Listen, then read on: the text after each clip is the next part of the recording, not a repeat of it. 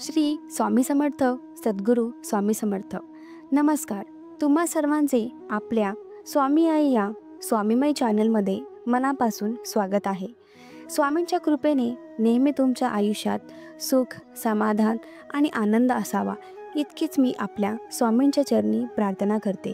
आणि आजच्या नवीन आणि सुंदर व्हिडिओला पुन्हा एकदा नव्याने सुरुवात करते.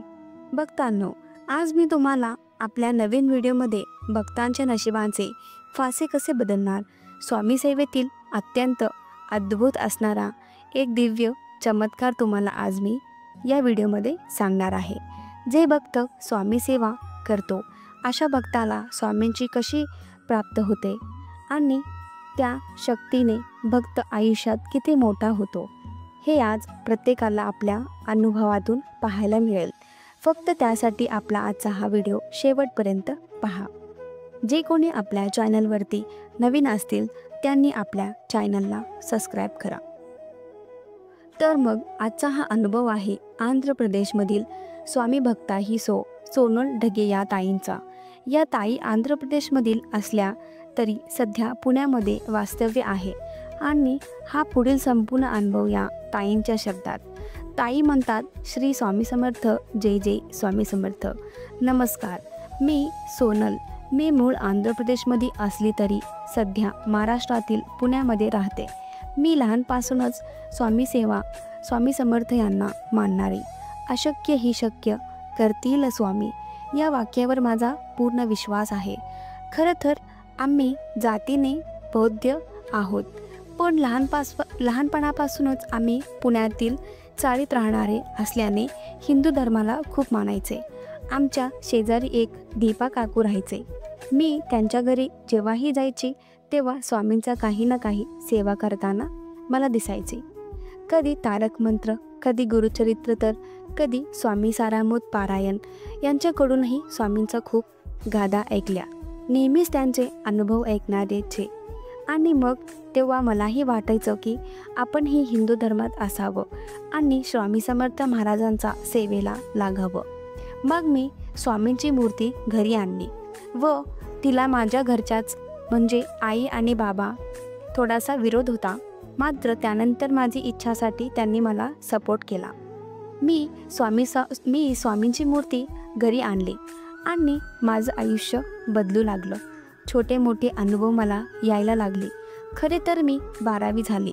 12वीला मी अगदी सगळ्या भागामध्ये टॉपला आले, कारण लहानपासूनच हुशार होती आणि मेडिकलला जाण्याचं माझं स्वप्न होतं. 12वी झाले आणि नीट परीक्षा देऊ लागली. एक्झामसाठी 2 वर्ष मला बाबांनी मुंबईला पाठवलं, कारण लहानपणापासूनच माझ्यासोबत माझ्या बाबांची डॉक्टर बनण्याची स्वप्न होतं. पण त्याच दरम्यान एक घात झाला. माझ्या बाबावर मृत्यूचे संकट आले.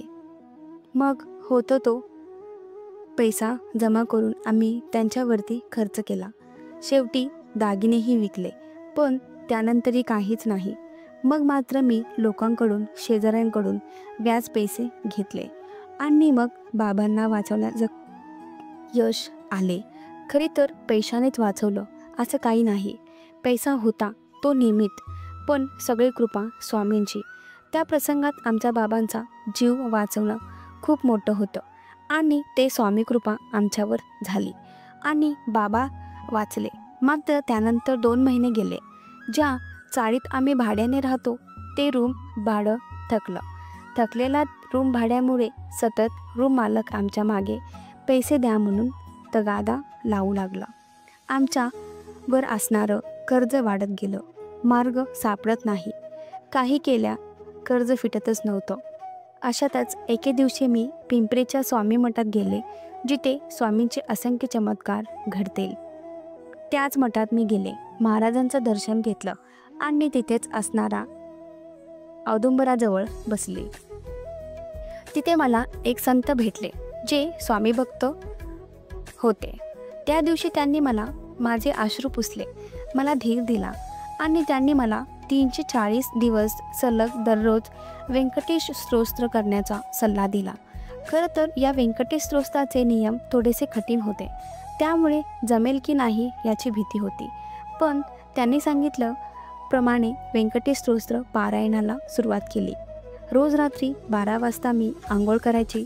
स्वच्छ वस्त्र परिधान करून निळ्या रंगाच्या कपड्यावर मी ती पारायणाला बसायचे. सलग 2 महिने झाले, मात्र अजूनही काहीच अनुभव येत नव्हता. त्यावेळी आम्हाला राहत्या घरातून घरमालकाने बाहेर काढले आणि मग त्या दिवशी आम्ही पूर्णपणे तुटलो. मी खूप रडली. मग 8 दिवसानंतर आम्ही दुसरीकडे राहण्याची सोय करू असे आश्वासन आम्ही रूम मालकाला दिले आणि मग 8 दिवस पूर्ण झाल्यानंतर आम्ही आमच्या चाळीतले घर सोडून आता कुठे जायचे, कुठे राहायचे हा प्रश्न होता. त्याचवेळी माझ्या बाबांचा एक मित्र, ज्यांना आमची परिस्थिती कळाली आणि त्यांनी आम्हाला त्यांच्या घरी बोलावले. त्यांचा तो आधार त्यावेळी आमच्यासाठी खूप मोठा होता. 10 दिवस तिथे राहिलो आणि मग त्यानंतर आपण कुठेतरी काम करावं असे मला वाटले, कारण खर्च खूप जास्त होती. आता आपल्यालाच काहीतरी करावे लागणार, बस इतकेच माझ्या मनात होते. माझ्या आईसुद्धा हुशार होती, कॉम्प्युटरचे सर्व कोर्सेस केली होती. मग माझ्या आईने देखील एक कंपनी जॉईन केली आणि ते कॅम्प्युटर ऑपरेटर म्हणून ती कामाला लागली. त्यानंतर माझ्या बाबांच्या मित्राने त्यांच्या ऑफिसमध्ये मलाही कामाला लावून घेतलं. पहिलं 15 दिवसात आमचे कामाचे कौतुक होऊ लागलं. माझा एक प्लॅनने कंपनीला खूप मोठा फायदा झाला आणि ते 15 दिवसात माझा पगार डबलीने वाढले. मग 6 महिने मी तिथे मनापासून काम केले. माझे लक्ष लागत नव्हतं, कारण माझं स्वप्न काहीतरी वेगळं होतं. मात्र नाईलाजाने 6 महिने मी ते काम केले आणि 6 महिन्यामध्ये दररोज व्यंकटेश स्तोत्रचे पारायण केले आणि 6 महिन्यामध्ये जे कर्ज होते ते कर्ज कमी झालं. 25 लाखाचे कर्ज हे 8 लाखावर आले. जेव्हा पगार यायची मी सगळ्या कर्जाला फिरवायचे आणि माझ्या आईचा पगार आम्ही सगळं काही जगायचे. असं सगळं सुरू होतं. त्यानंतर 1 वर्ष पूर्ण झालं. मी गुरुचरित्र पारायणालाही सुरुवात केली. मी 11 गुरुवार द्वाराचे संकल्पही केले. खूप सेवा सुरू होत्या आणि त्याच दरम्यान एक चमत्कार झाला. माझे बाबा जे 2 वर्षापासून बेडवर होते ते चालायला, फिरायला, बोलायला लागली. अगदी ठणठणीत बरी झाली. मग बाबांनी पुन्हा ऑफिस जॉईन करण्याचा निर्णय घेतला. बाबाही कामाला जाऊ लागले आणि जे माझी इच्छा MBBSची होती ती इच्छा बाबांनी पूर्ण केली.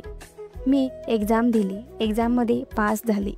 रात्री अभ्यास करायची, मी दिवसा जॉब जायची आणि जेव्हा वेळ मिळेल तेव्हा मी स्वामी सेवा करायची. अशातच माझे एकदम एक्झाम झाली, पास झाली आणि पहिल्याच टर्ममध्ये MBBSला जॉईन झाली. आता बाबांची आणि आईंचाही मला सपोर्ट होता. कशी तरी 4 वर्ष गेल्या. 4 वर्षात तुम्हाला खोटं वाटेल पण मी हजारो व्यंकटेश स्तोत्राचे पारायण केले. मी 4 वर्षात सलग दररोज रात्री 12 वाजता काहीही झालं तरीही व्यंकटेश स्तोत्र वाचायचे आणि शेवटी त्याचं फळ मला मिळाले. माझं MBBS पूर्ण झालं आणि मग त्यानंतर मी हॉस्पिटल जॉईन केला. 2 वर्षात प्रॅक्टिस म्हणून मी एका हॉस्पिटलमध्ये काम केलं आणि त्यांच्या 2 वर्षानंतर मी स्वतःचं एक क्लिनिक सुरू केलं. त्यातही मला चांगला यश मिळत होता. मात्र त्या यशापाठी सर्वात मोठा वाटा होता तो स्वामी. जिथून ते बाबांचा संकट होतं, जिथून बाबा आजारी झाले होते, त्या दिवसापासून माझे MBBS पूर्ण होईल ते प्रॅक्टिस करेपर्यंत माझ्या नित्यनियमाने एकच सुरू होतं, ते म्हणजे व्यंकटेश स्तोत्र पारायण. ताई म्हणतात, माझ्या पाठीशी शिक्षण झाल्यावर सगळेच लग्न कर म्हणून तगादा लावला. माझी इच्छा होती, जोपर्यंत मी सेट होत नाही, पूर्ण कर्ज फेडत नाही, जोपर्यंत मी स्वतःचं घर घेत नाही, तोपर्यंत मी विवाह करणार नाही. शेवटी स्वामींनी ही इच्छा पूर्ण केली. आज पुणेमध्ये मी 90 लाखाचं स्वतःचं घर घेतलं. चांगल्या एरियामध्ये 3 BHK फ्लॅट घेतला आहे आणि सर्वात मोठा स्वप्न जर कशामुळे पूर्ण झालं असेल तर मी प्रत्येकाला अभिमानाने सांगते, हे सर्वात मोठे स्वप्न माझे फक्त आणि फक्त स्वामी कृपेने झाले. स्वामी पाठीशी राहील, स्वामींची साथ होते आणि त्यामुळे माझी ही सर्वात मोठी इच्छा पूर्ण झाली. स्वामी म्हणतात, ना अशक्य ही शक्य आम्ही करू, फक्त तू सेवा कर. या एका वाक्यामध्ये मी विश्वास ठेवला, मी सेवा केली आणि खरंच आज माझा संपूर्ण आयुष्य स्वामींनी बदललं.